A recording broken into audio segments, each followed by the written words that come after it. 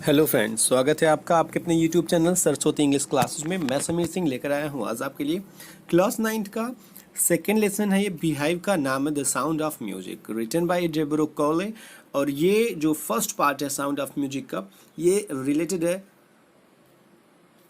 इवेलिन Glenny के बारे में।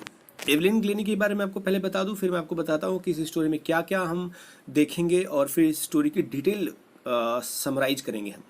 तो ये जो लेसन है वो एक शारीरिक रूप से जो विकलांग है उसके बारे में बात की गई यहाँ पे, कि विकलांग लोग भी प्रेरणा इंस्पिरेशन दे सकते हैं लोगों को।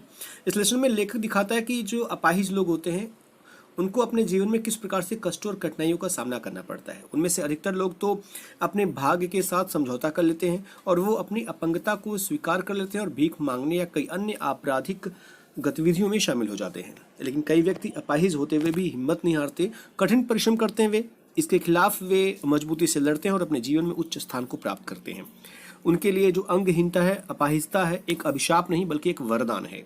एक 11 साल की छोटी बच्ची एल्विन ग्लेनी की सुनने की शक्ति जो थी पूर्ण रूप से खत्म हो चुकी थी, लेकिन वह हिम्मत नहीं हारती है, कठोर परिश्रम करती है और संगीत सीखती है। यह संसार की सबसे प्रसिद्ध संगीत स्टार बन जाती है।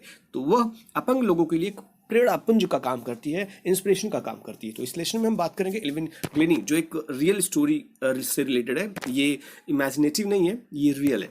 तो जो इसमें आपको इमेज दिखाए जाएंगे वो भी मैक्सिमम रियल ही होंगे। शुरू करते हैं स्टोरी को। मैं आपको बता दूं, इसमें हम स्टोरी को डिटेल समराइज करेंगे। उसके अलावा हम क्वेश्चन आंसर जो आपके बुक में है उसका अंश देंगे इसमें। अलावा उसके हम कुछ एक्स्ट्रा क्वेश्चन आंसर देंगे जो आपके एग्जाम के पॉइंट ऑफ व्यू के लिए बहुत इंपॉर्टेंट होता है। अलावा जो थीम, जो टाइटल जस्टिफिकेशन होता है, जो कैरेक्टर्स होते हैं, वो भी आपको इसमें दी जाएगी ताकि आपको कहीं से कोई और क्वेश्चन पढ़ने की जरूरत ना पड़े। इस वीडियो को देख लीजिए, सारे के सारे मैक्सिमम इंफॉर्मेशन आपका इसमें से कवर हो जाएगा।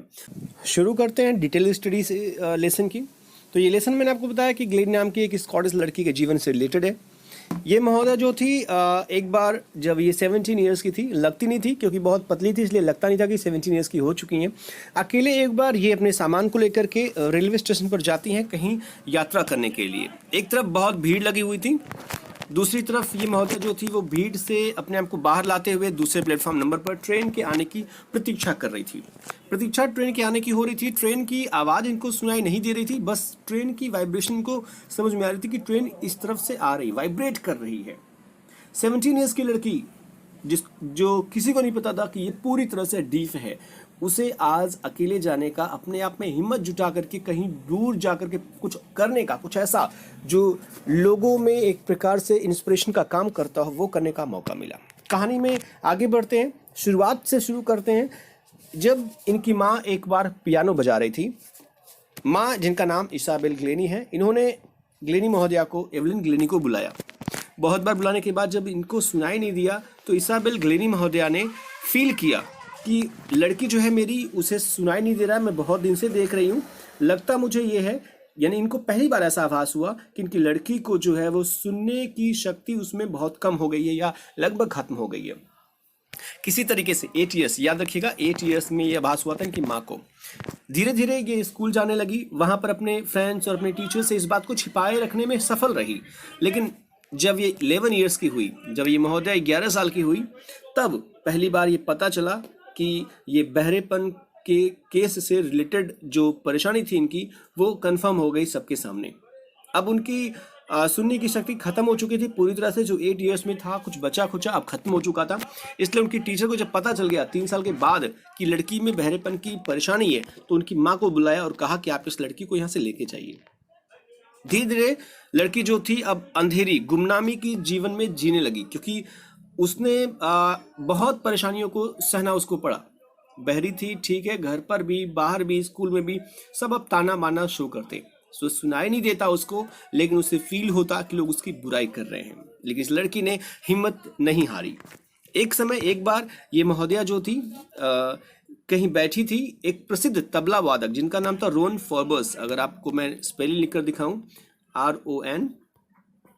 RONFORBES, ये है रॉन फॉर्बस महोदय जो आपको दिख रहे हैं इस इमेज में। रियल इमेज है इनका, ये भी रियल इमेज है एवलिन का, लेकिन थोड़े से बड़े होने के बाद ये इमेज है। तो इन महोदय ने देखा कि लड़की में बहुत टैलेंट है, इसलिए लड़की को प्रोत्साहित किया, उसकी बहुत मदद की।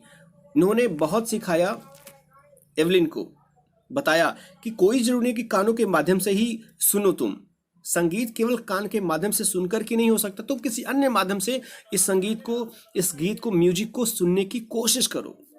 एवलिन को लगा कि हाँ कुछ तो है, शायद मैं कठिन परिश्रम करके किसी और तरीके से, किसी वाइब्रेशन के तरीके से मैं संगीत को, म्यूजिक को सुन सकती हूँ। बहुत कठिन परिश्रम किया, अपने शरीर के अन्य अंगों के माध्यम से यह संगीत सुनने में सफल रही। उसने आवाजों और वाइब्रेशन के प्रति अपने शरीर और मन को खोल कर रख दिया, यानी कि अब उनका मन, उनका शरीर जो था किसी भी आवाज को, किसी भी वाइब्रेशन को फील करता। इस स्थान से अब से ये महोदया जो थी कभी पीछे मुड़ करके नहीं देखी।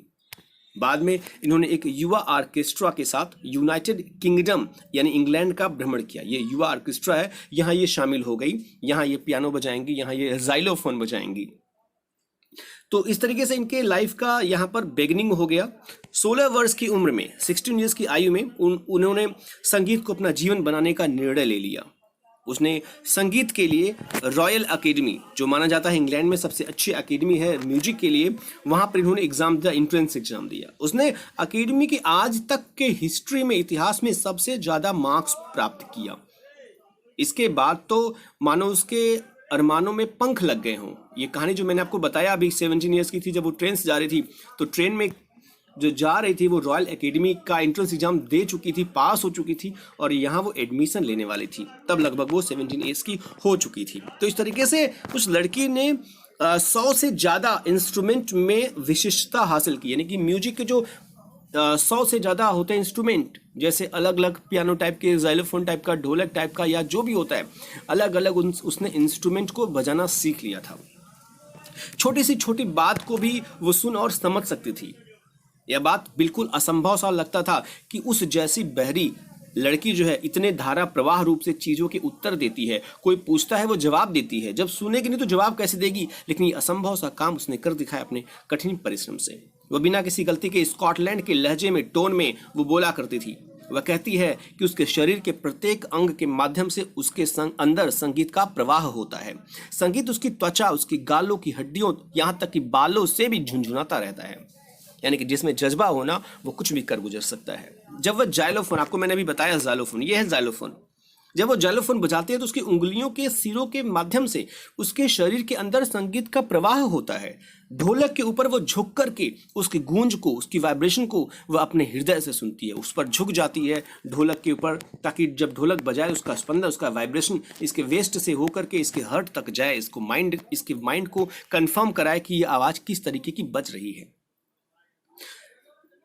लकड़ी से बने मंच पर यह अपने पाँव को बजाती है ताकि उसका स्पंदन इसको पता चले, और पता चले कि मैं कौन से, किस तरीके से गाने पर क्या बजा सकती हूँ, क्या गा सकती हूँ।